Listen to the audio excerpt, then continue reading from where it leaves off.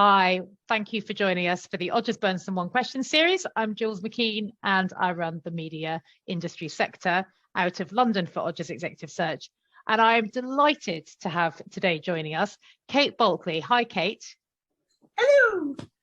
Thank you for joining us. So Kate, for those of you who don't know, many of you will, is a media commentator and journalist based in the UK, and she's got over 30 years experience covering media, technology, telco, and all the intersections among them, which only seem to increase with social media and mobile and personal media and everything like that. So we have got so much that we could talk to Kate about because she covers so much of our industry in so much depth. But we have got one question and 10 minutes as usual, which is for spring 2022.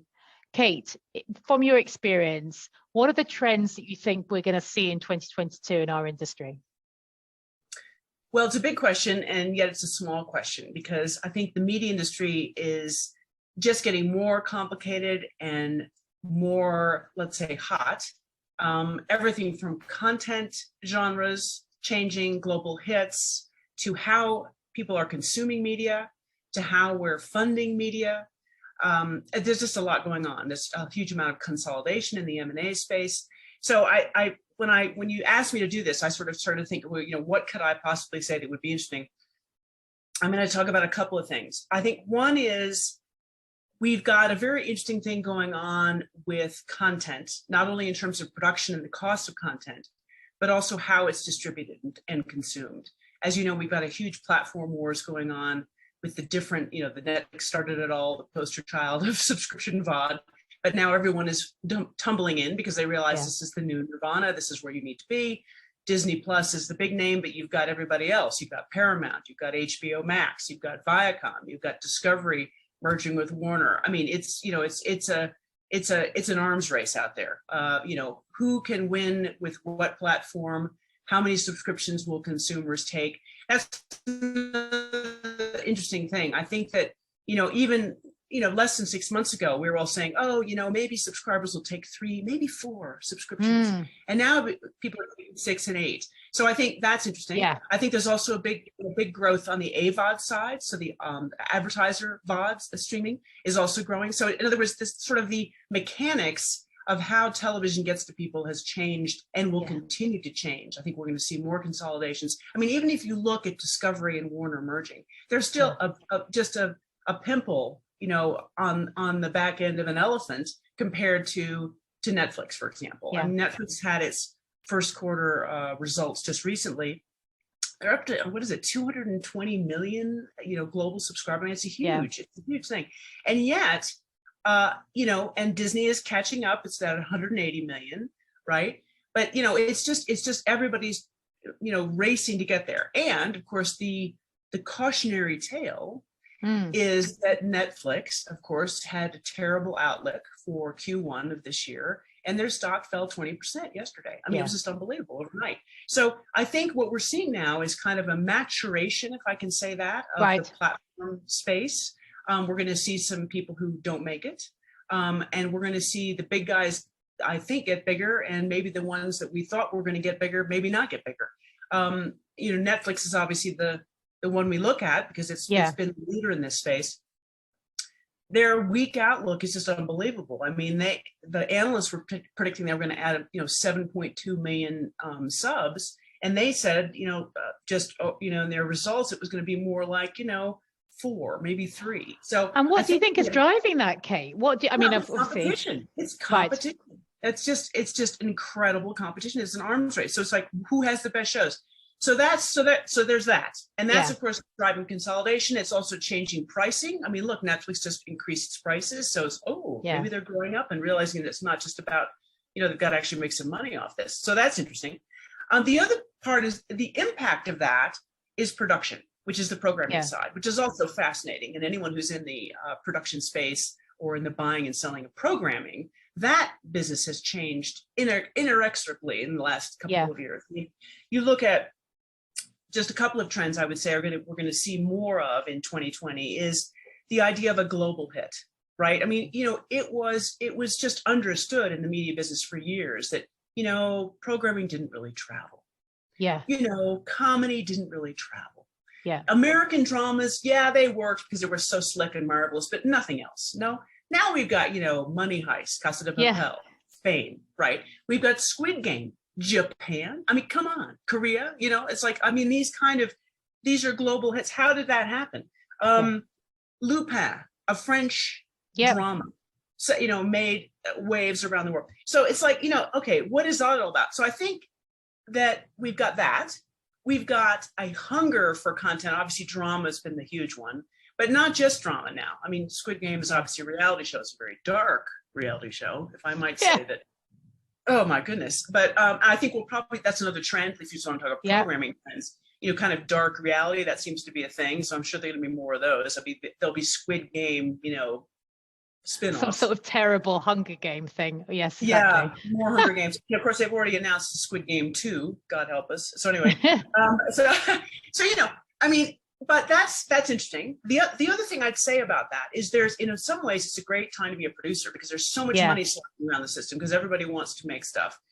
I don't know if that's going to last forever. In fact, some of the people I've talked to have said, probably we have a 2 to 3 year window here. Do you think that's going to change with people going back to work? Do you think that's going to be an impact? People like watching less content, or is it going to be that there's just going to be too much consolidation that the money's going to start to dampen? I think it'll be consolidation. I think it'll be both. Okay, Julie, it'll be both. But it'll be mostly driven by consolidation because people won't be shelling out the money for everything. I mean, pretty much anything. You and I could come up with an idea and probably get it funded right now. I mean, right? And I'm not a great producer. But the point is that they want stuff. I mean, it's like everything's getting commissioned. So there's that.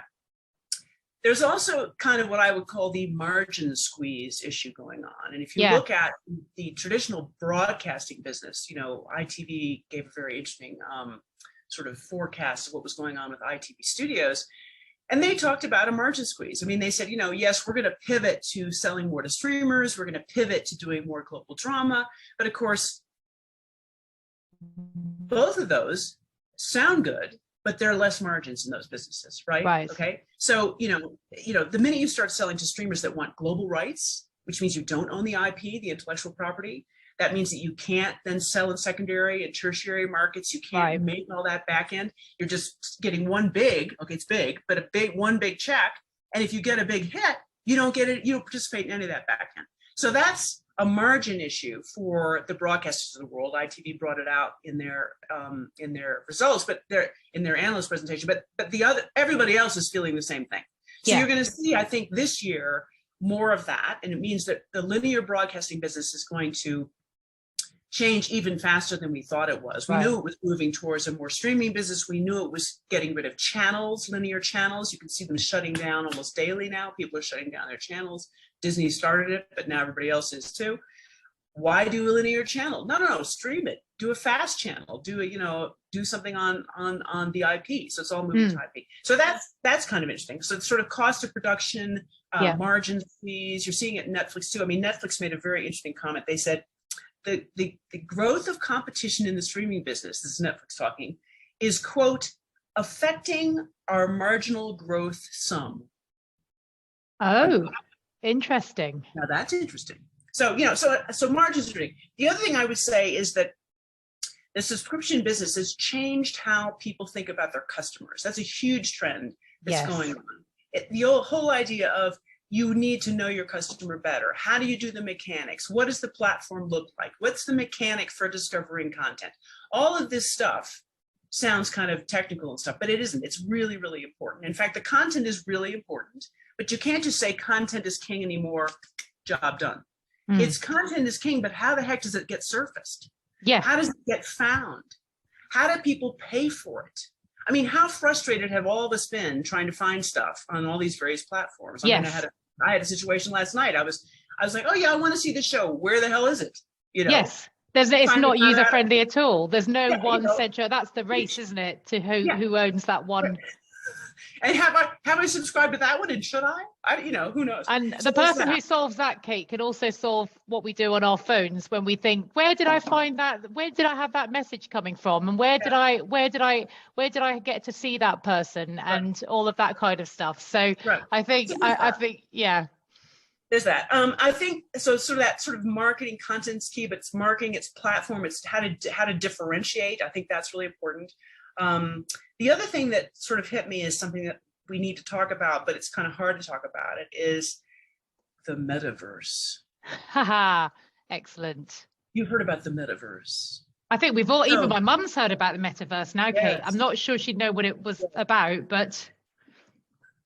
Well, you know, if Mr. Zuckerberg is putting, what is it, 10 billion a year into building the metaverse, you've got to start worrying. Anyway, so what does that mean? You know, do we need to plant our flag in the metaverse? I think that what you're going to see this year is a lot of people trying to figure that out. How do you plant your flag in the metaverse? How important is it going to be?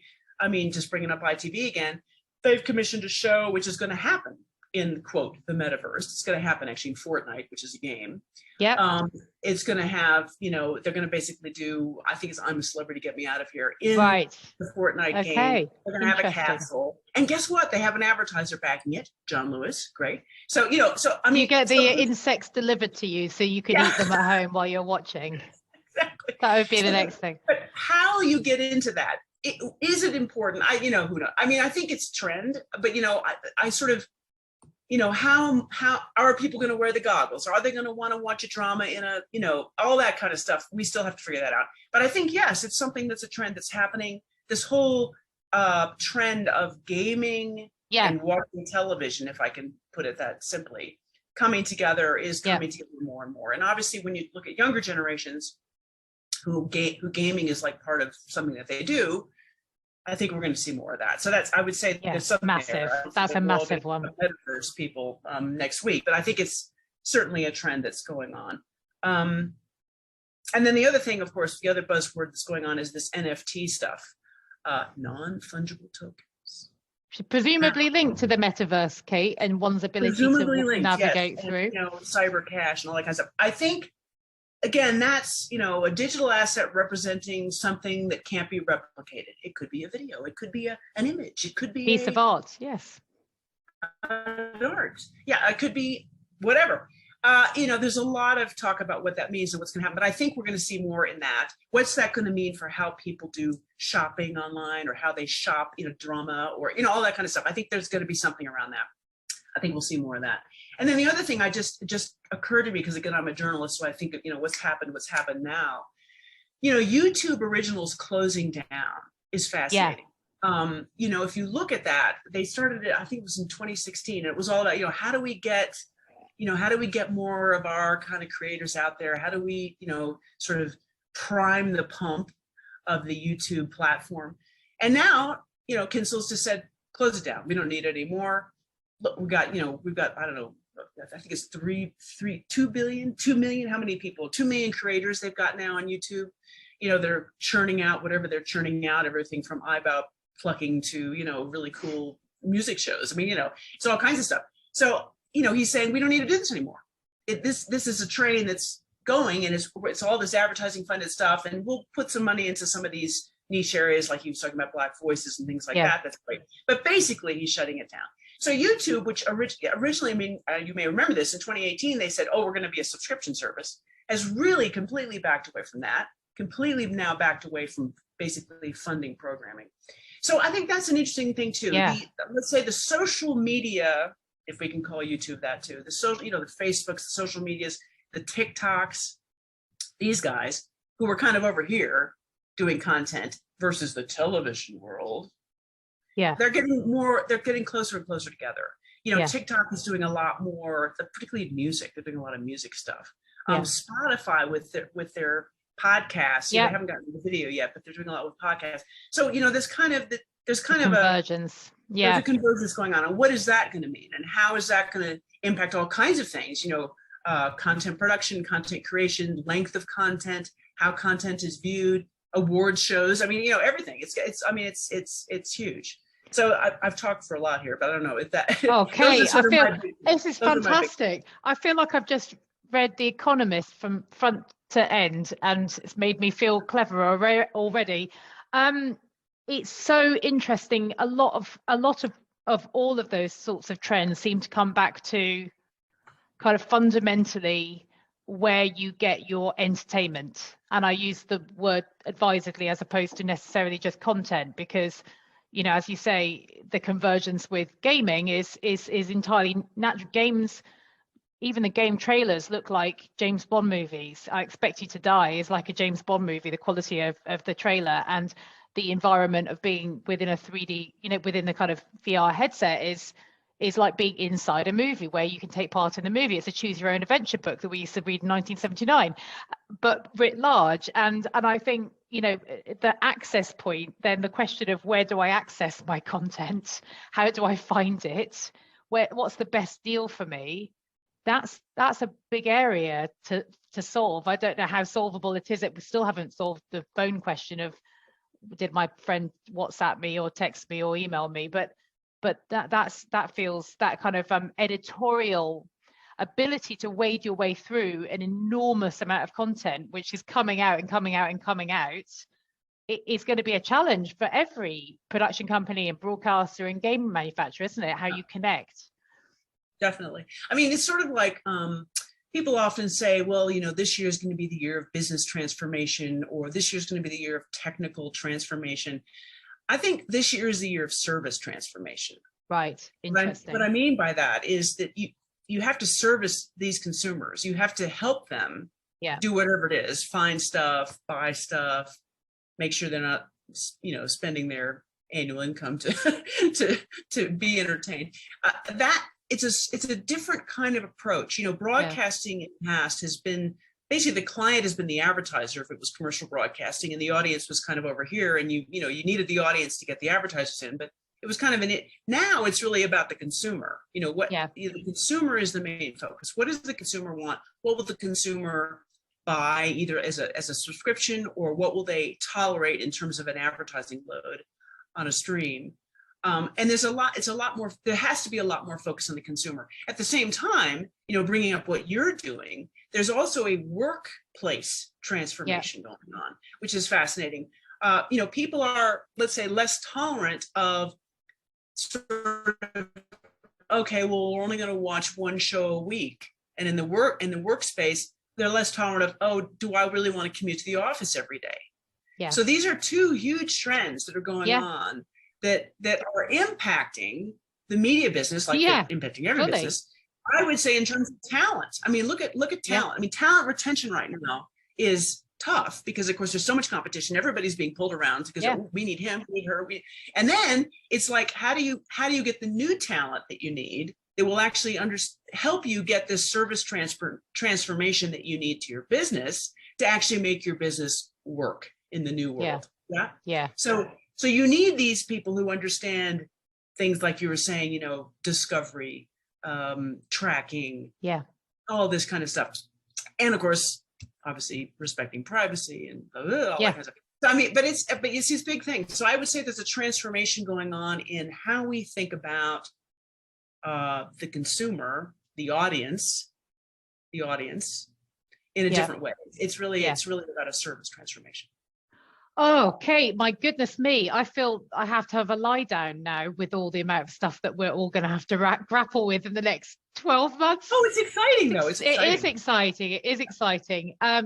Kate, that was fantastic. Kate Bulkley, thank you so much for joining us on One Question. Thank you. Let's see how it goes this year. You're welcome.